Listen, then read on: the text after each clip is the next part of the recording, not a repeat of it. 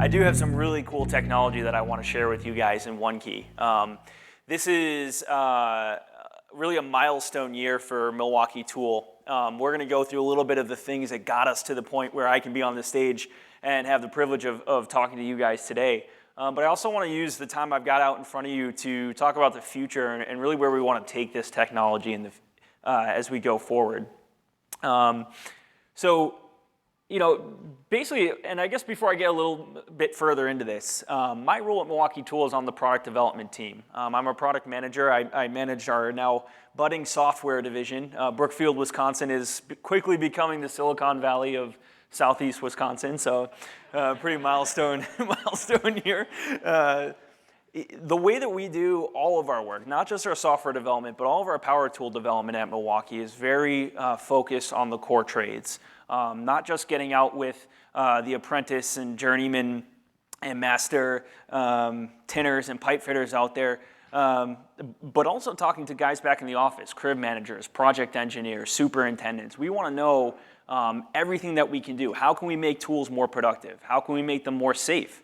And all of the development that we do, everything you see on the left side of that comes from the voice of our end users out in the field.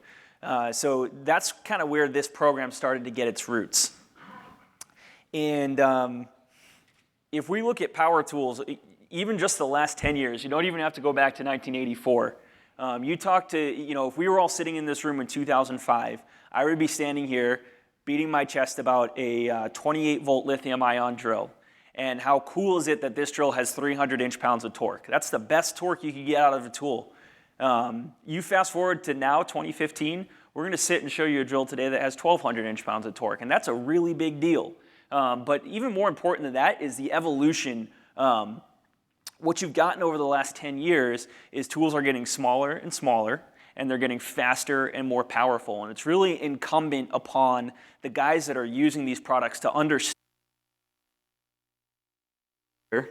Here we go. To understand how they're used and be able to control them so that they're not damaging material, causing any liability back to the contractor who's doing the installation, and that they're getting their work done accurately and on time. And a really big thing happened for us in 2012. You look at the introduction of fuel over there. This is the final component of electronics inside of cordless tools, the introduction of a brushless motor to power impact drivers, drills, saws. Now we have a fully integrated electronic system from battery all the way up to the motor. We can very selfishly use that technology to deliver unheard of amounts of power, increases in runtime and longevity of a tool. But we could also start to deliver a very small amount of control back to the user. So you look at the impact driver that we launched in 2012. It had 3 speeds on it. And you could dial that from 1/3 to 2/3 to 100% speed on a tool. And all that's done electronically. And what we started hearing when we go out and do our research is, man, you know what? I'm a sprinkler fitter. I'm building the Westin Hotel in Cleveland, and I am doing 2 things. I'm putting an anchor into the ceiling. It's a threaded anchor, and then I'm running 2-inch Victala couplings the whole way through. And wouldn't it be great if I could take 2 of those settings and just set them up around that work? I've got a problem where if I over-torque the anchor I sink into the ceiling, it's going to snap or it's going to strip out the hole, and I got to go back and drill another hole and seat the anchor again.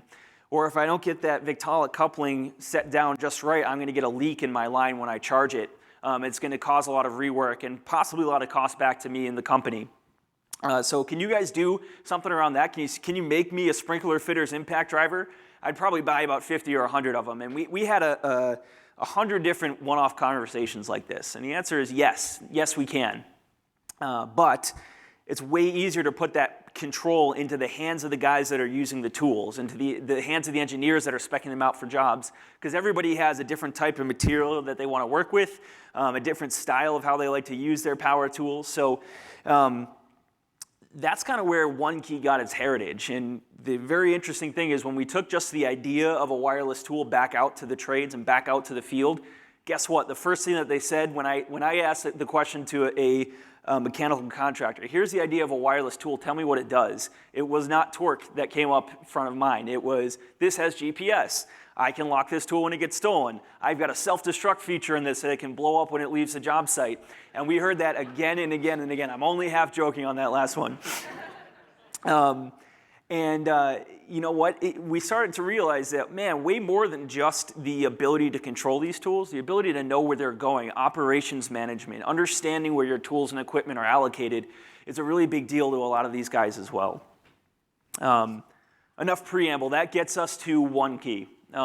What we're going to look at here today, we've got a bunch of hands-on over. Nick from Milwaukee came with me as well. This is way more than just a phone app that connects to a tool. If you're using it just for that, you're using only a small piece of the functionality of this program. This ties to a very large back-end infrastructure in the web that's going to enable, across all of our core trades, the ability to manage their tools and equipment, build and manage budget and annual spend on tools, and better track where their items are going. The program launched, at least the inventory management side of it, just 2 weeks ago, and we've already got a ton of great reviews coming back in, and that's just in its very rudimentary phase where you can manually go in, load up some information, share it across a network of users. We haven't even gotten to the wireless tool tracking stuff yet. So a lot of legs for this program coming up. The two things that we want to talk about today, we'll skip this slide, is one, tool control. We've got some prototype tools. Now they'll be launching in January, but you guys have an opportunity to get your hands on them here today and really see some of the benefit that you can drive from customization of tools. Where from a mobile app, you've got the ability to jump into the brain of these things and reconfigure the 4 settings that are programmed into these tools. We've got some register plates, Victaulic couplings, we've got some 18-gauge steel over there, and we can look at how just building a little bit more intelligence into the tools, we're able to really improve and optimize those applications. The best part is the future of the job site doesn't look like a guy walking around with a smartphone in one hand and a drill in his other. We'd be chased out pretty quick if that's the future we were trying to sell. These tools can be programmed, so you load these smarts into the tools themselves, and they can be taken out and given to guys that are doing the work. Gives a lot of peace of mind for your PMs, your superintendents, your safety managers, all these guys who don't get to be sitting right over the shoulders of their operators in the field every day, and they can understand and be confident that the work being done is being done accurately and on time. And the final piece is this all ties back to inventory management. Where we're going to be able to take this wireless technology here in the future is each one of these tools has a beacon inside of it that pings out. We use low energy Bluetooth to do our communication. There's a lot more you can do, and if you guys follow the evolution of Bluetooth technology, it's going a really long way, very fast, much smaller things we can do with it. Low energy Bluetooth in particular, this is not hook up to my radio and stream Pandora now. We're using it to do a lot of different things. And so I can get a chip way smaller than this remote that I've got in my hand, put it into or onto any piece of inventory that I have that I manage for my company, and leverage the company phones I provide to my supers, my foremen, my guys in the field, leverage them as beacons to understand where my items are deployed.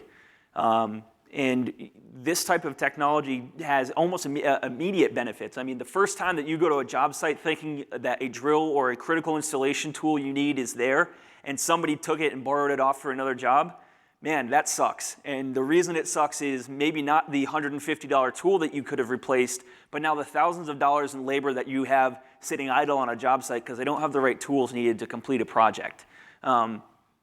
That's where we really start to see the benefits of all this wireless technology add up, and the future of inventory management is going to grow very rapidly over the next year and a half. So that's just kind of a little glimpse behind the curtain at what's coming down the pike. Really interested in getting to meet each one of you, having you come over, get your hands on the program, see what you think, and honestly provide us feedback because with any luck, you guys are going to be the ones using it here just in a couple short years. So I really thank you for your time, and feel free to pop by. Me and Nick would be happy to talk to you after the presentations here. Thanks a lot.